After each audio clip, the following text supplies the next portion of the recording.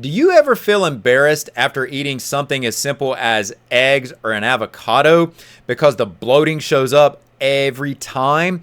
You might be thinking you're intolerant to fat, but the real issue is your bile. Without healthy bile, fat doesn't digest, and microbes, well, they get free fuel, and that leads to SIBO coming back with a vengeance. Let's talk about how to fix that.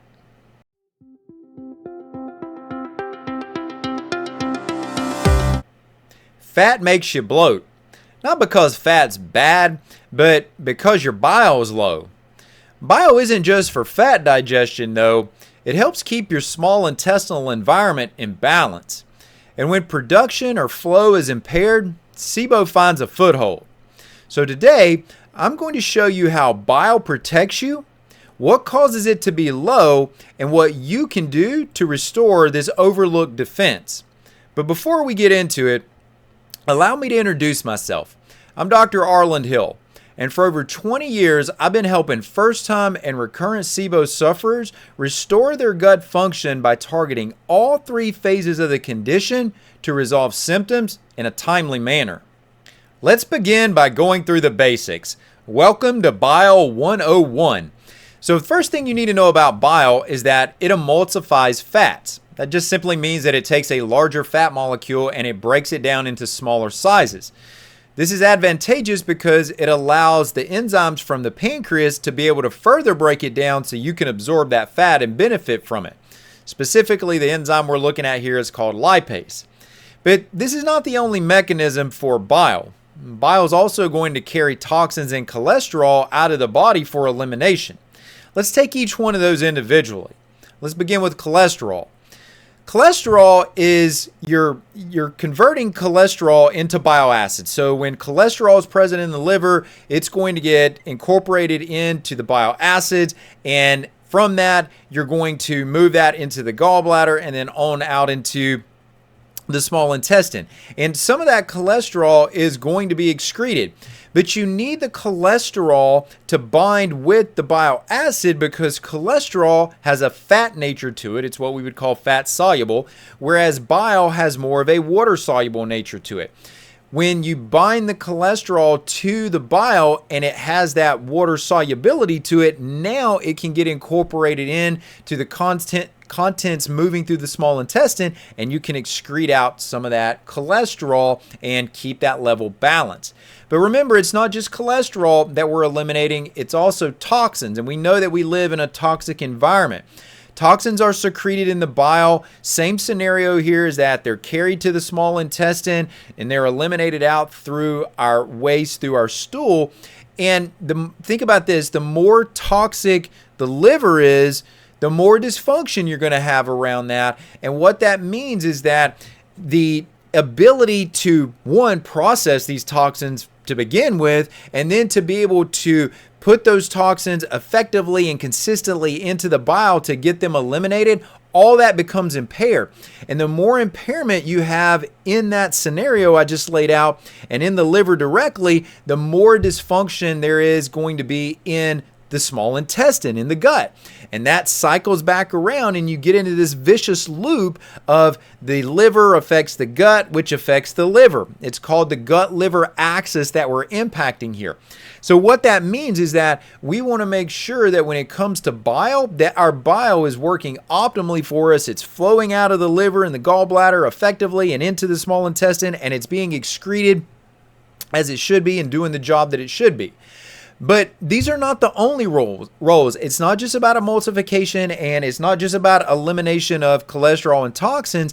It's also about an antimicrobial effect or a defense effect. And this is where we get into something called conjugated bile acids, right? And so we'll use the term bile and bile acids overlapping here, but this conjugated bile is a very potent antimicrobial in the small intestine. It inhibits the growth of a lot of these bacteria that we talk about. I'll come back to that in just a second. First of all, what makes bile conjugated? Well, what makes bile conjugated is the attachment of glycine and taurine. And when glycine and taurine are available and you have that bile, it is a water-soluble molecule, and as a water-soluble molecule, it's stable in the gut and it doesn't act as an irritant. And the beauty of this is that it starts to create disruption of the bacterial cell membranes. So it has what you might label as a detergent action. And you could think about that another way as an antimicrobial solution. So that bile becomes an antimicrobial solution. And it has a very strong affinity for what are known as gram-positive bacteria. Well, it turns out a lot of the bacteria that are associated with SIBO, wouldn't you know it, they're gram-positive. So it serves a role in preventing the overgrowth of SIBO. But here's the kicker on this is that conjugated bile can become deconjugated. You can remove the glycine and the taurine. And when that happens, you have a substance that is less antimicrobial. It's not a very good defense line, and it can be an irritant to the gut lining. And this can be one of the hallmarks of SIBO that ultimately translates into more overgrowth, because that overgrowth in the small intestine, as it interacts with those conjugated bile acids, it deconjugates them, and now when it's deconjugating them, they're not worried about being negatively affected by the presence of a conjugated bile acid, and you're seeing that there's an irritant effect on the gut lining by that deconjugated bile acid. It's not a very favorable scenario, and this is why early on you do want to insert in ideally some herbal antimicrobials or some type of antimicrobial to get that overgrowth under control, so that when you do introduce bile, when the bile does start flowing more efficiently, it is a much more effective antimicrobial for you.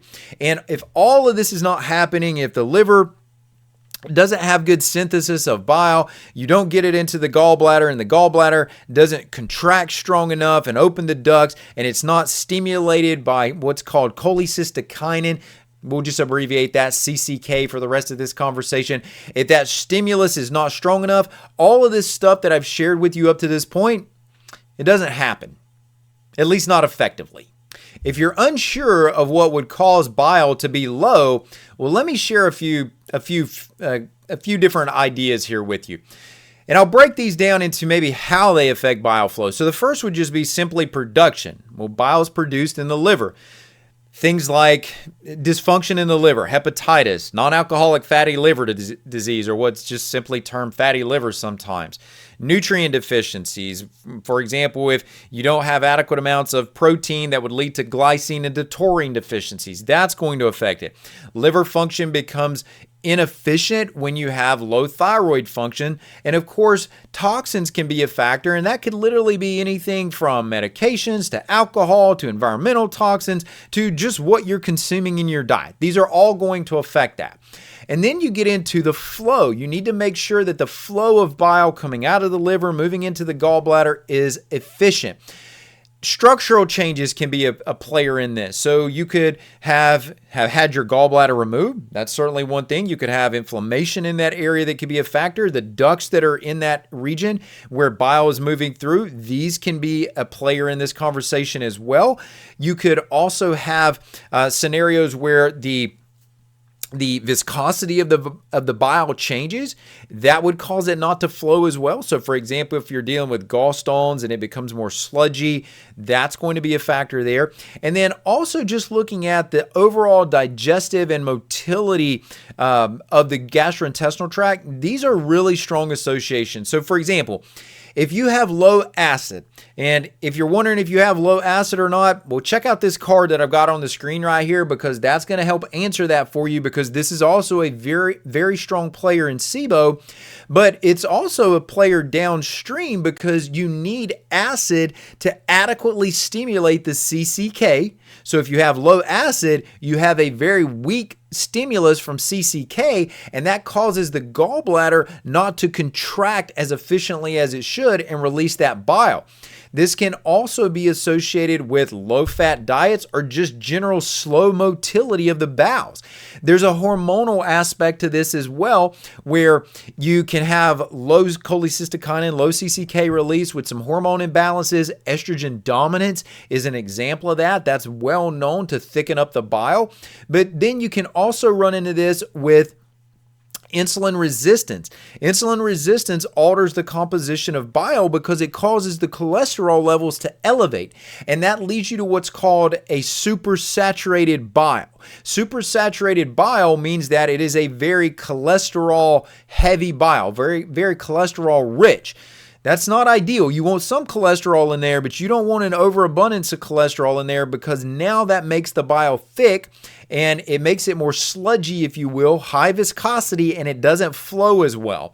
And then, of course, there's also going to be lifestyle and dietary aspects to this as well. So, for example, fasting is not really ideal here. Again, just think you're not getting consistent fat exposure to promote contraction and stimulation of the gallbladder. You also don't get adequate protein intake in those scenarios, and that's not going to give you the acid that's going to give you the stimulus downstream through the CCK. Your extremely low carbohydrate diets can be linked into this. Rapid weight loss could be players here. And listen, guys, just general stress, cortisol, dehydration, like a lot of these fundamental things can all be players in this conversation too, either because you don't get the neurological stimulus to promote all of the things that I'm sharing with you to happen, or because when you're dehydrated, remember bile is more water soluble. So when you're dehydrated, well, you're just going to have a thicker, more viscous bile that you have to deal with. So how does this go back and link to SIBO? Well, quite simply, when you have low bile, you're going to have poor fat emulsification, and you may notice that as a floating or a greasy stool. Like literally, you may see fat globules in the toilet. You're going to have low levels of fat-soluble nutrients, vitamin A, vitamin D, vitamin E, vitamin K to be specific on those. And the other thing is that when you don't have these conjugated bile acids, this is when the microbes don't have any antimicrobial pressure, right? They just have an open gate to walk through because there's no defense standing in front of them to reduce their numbers. And you also want to think from the perspective of the conjugated versus the deconjugated. We want to make sure that we're working with conjugated. So if that overgrowth hasn't been dealt with directly by some type of antimicrobial, even introducing that bile may not be the best strategy because you do run the risk of it deconjugating and becoming an irritant there. So there's consequences to that we don't want to ignore. So it can become truly a double hit there because you lose the antimicrobial effect plus you're adding an irritant to the system that's only making the scenario worse. So you definitely want conjugated bile acids, and you want them to stay conjugated to be effective against SIBO. That should give you a very thorough context of why bile is so important to this conversation. But it should also lead you to the point of asking, all right, well, what do I do about this? Well, remember where this fits in the strategy, in the process. This is step 2. This is phase 2 that we're talking about here, where we're going to restore the digestive secretions and the motility and build back these protective defense lines. This is past the phase 1 of where you're introducing an antimicrobial approach. And when we get into this conversation around bile, one of the things that can be advantageous for you here is to look at testing. Not breath testing, stool testing, because we're looking beyond just whether or not there's an overgrowth. Your symptoms are pretty well going to tell you that up front as to whether you have SIBO or not. So now we're trying to dig in and figure out, well, what led to the SIBO manifesting in the first place? That's how stool testing is valuable here because it can functionally go in, especially with some of these more advanced stool tests, and you can be able to depict whether this is a bile issue, whether it's a pancreatic issue, whether it's an acid issue. You can dissect all of that to determine what the best intervention strategy is. So for example, you could look for steatocrit. Steatocrit testing is used to be able to measure fat in the stool, and it's a direct indicator of fat malabsorption. If your steatocrit levels are up, you're malabsorbing fat, so you're likely not breaking it down. That would lead you right back to bile and lipase, and more specifically bile most of the time, but you could also cross-reference that to see if lipase is a factor. The advanced testing is also going to be able to look at your bile acids, and this is where you could determine, am I dealing with conjugated bile acids? Am I dealing with deconjugated bile acids? And you'll also get insight on just overall synthesis. Do you have just enough total bile acids? How is the bile flowing? These are all insights that are going to tell you if your bile is low, not just that it's conjugated or not conjugated, but you're going to be able to see really in detail when you're looking at these reports what your next best step is going to be. And this is exactly the type of assessment that I do with my patients. And I've helped patients uncover whether their bile flow is a problem, whether it's a production issue, or whether the regulation is the weak link. And from that, we can build them a personalized plan. And if you've been struggling with bloating, or you've been dealing with the greasy stools or the fatty stools, hey, reach out. This is where the testing really can start to make a difference.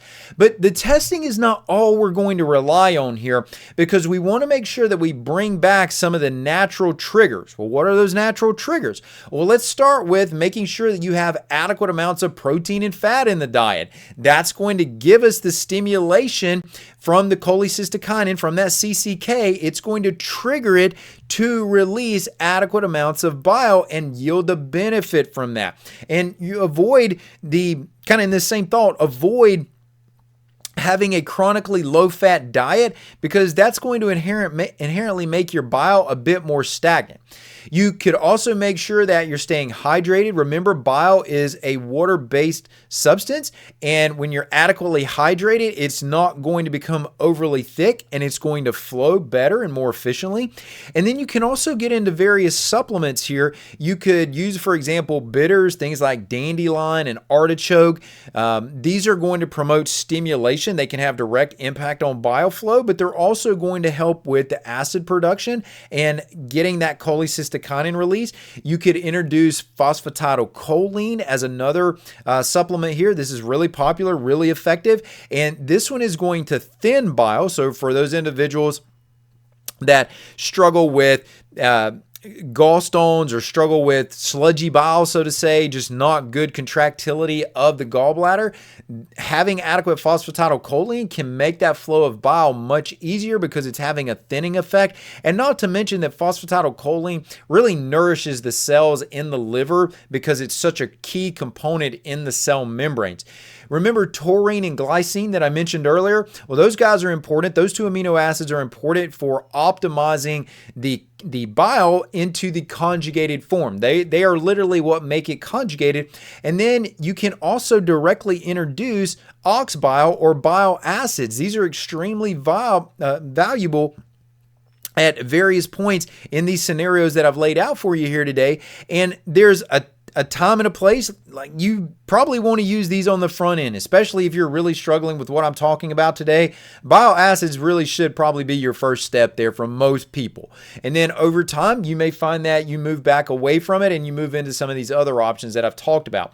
And make sure you address the hormones, right? Don't overlook that. This is not, everything I'm telling you today is not in isolation. That's not how human physiology works. So if you know you deal with estrogen problems, or you're hanging on to, you're a female and you're hanging on to excess weight in the hips, or your menses, you have dysmenorrhea, irregular menses, dysfunction of your menstrual cycle, then those are all indicators, especially if they're overlapping with SIBO. You really have to look at the hormones in the context of SIBO. And remember, thyroid, insulin resistance, these are all important ones to be able to look at here too. And then guys, just probably the most obvious on this is the red flags, right? If you know you've got a history of gallstones, if you've had a gallbladder attack, if you've had your gallbladder removed, these are all structural changes or functional changes, right? And if you've got that history, this is screaming to you that you're going to have to likely do something on an ongoing basis